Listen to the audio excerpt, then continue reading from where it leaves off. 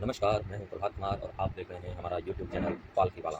आज हम जिस विषय पर बात कर रहे हैं वो 3 जून आज ही के दिन वो योजना है जो लॉर्ड माउंटबेटन योजना के नाम से जानी जाती है और यही वो प्रस्ताव था जिस पे भारत की विभाजन पूर्ण रूप से व्यवस्था में आई, पूर्ण रूप से हुई। यही वो योजना थी। और लॉर्ड माउंटबेटन कौन है, भारत इनको क्यों भेजा गया और ये कितने कुशल हैं, ये देखेंगे।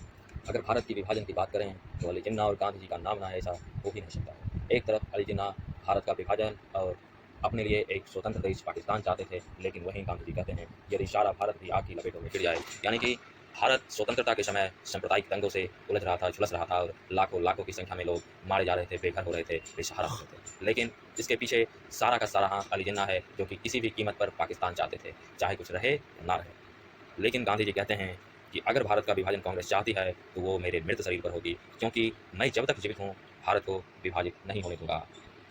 ये गांधी जी का कहना था और ये हर संभव चाहते थे कि भारत का विभाजन नहीं हो। फिर आता है 3 जून 1947 का वह दिन जिसमें ब्रिटेन के प्रधानमंत्री क्लीमेंट एटली ने हाउस ऑफ कॉमन्स में विभाजन योजना की घोषणा की और जो कि पूर्ण रूप से लॉर्ड माउंटबेटन के द्वारा बनाया गया था।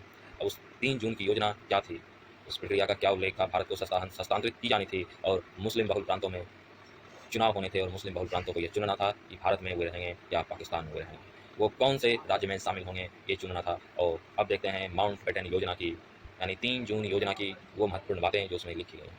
तो सबसे पहली बात आती है मुस्लिम बहुसंख्यक, यानी कि मुस्लिम हर तरह से भारत का विभाजन चाहते थे, चाहे लाशें कितनी भी आएँ, चाहे कुछ भी हो, लेकिन विभाजन चाहिए तो चाहिए, चाहे सांप्रदायिकता रहे या घटे। लेकिन विभाजन के बाद खुद अली जिन्ना हेलीकॉप्टर में बैठकर पाकिस्तान चले गए और सारे मुस्लिम ऐसे ही रह गए। अगर कुछ जा पाए तो जा पाए, लेकिन जितने गए उससे अधिक मुस्लिम भारत में रह गए।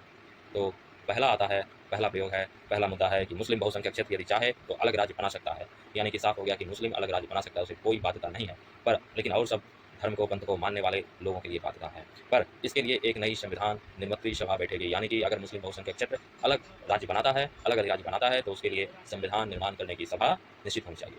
और फिर बंगाल और विभाजन की प्रांतीय विधानसभाओं में दो पृथक पृथक भाग होंगे, जो एक मुस्लिम बहुल इलाका कहलाएगा और दूसरा जो सभी धर्म पंथ का प्रतिनिधित्व करेगा, यानी कि मुस्लिम का सीधा सीधा अलग होना।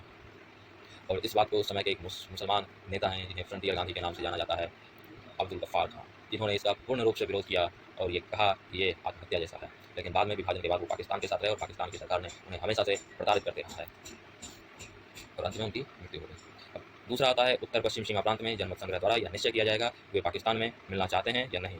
असम के मुस्लिम बहुल इलाके सिलहट जिले में इसी तरह का जनमत संग्रह होना था। फिर आते हैं सिंध और बलूचिस्तान। ये वहाँ जनमत संग्रह नहीं, वहाँ की विधानमंडल सीधे निर्णय ले सकती थी कि वो किस राज्य के साथ रहेगी, वो भारत के साथ रहेगी कि वो पाकिस्तान के साथ रहेगी। और आज की वर्तमान स्थिति बलूचिस्तान हमेशा से पाकिस्तान के द्वारा प्रताड़ित होता आ रहा है। चौथा आता है पंजाब, बंगाल और आसाम के विभाजन हेतु एक सीमा आयोग का गठन, जो ये तय करेगी कि कहाँ तक मुस्लिम इलाके हैं और फिर कहाँ से अन्य धर्म के, अन्य पंथ के मानने वाले का प्रतिनिधित्व होगा, यानी कि एक सीमा बनाना उनका काम था। और फिर अंतिम बात आती है कि जितने भी राज्य रजवाड़े थे, जितने भी किले थे, चाहे वो अजमेर का किला हो, चाहे दरभंगा का हो, चाहे कहीं और का हो, चाहे दुर्ग हो, चाहे बंगाल हो, तो उन सबको ये निर्णय लेना था कि वो भारत के साथ रहना चाहते हैं कि पाकिस्तान के साथ। वो पूर्ण रूप से स्वतंत्र थे और माउंटबेटन ने अंत में कहा है कि अगर जिन्ना ना होता तो पाकिस्तान का विभाजन ना होता। जिन्ना हठी प्रवृत्ति का व्यक्ति है, तो जिन्ना जो है वो मुख्य रूप से भारत के विभाजन में भागीदार हैं और भारत के विभाजन के लिए सूत्रधार हैं।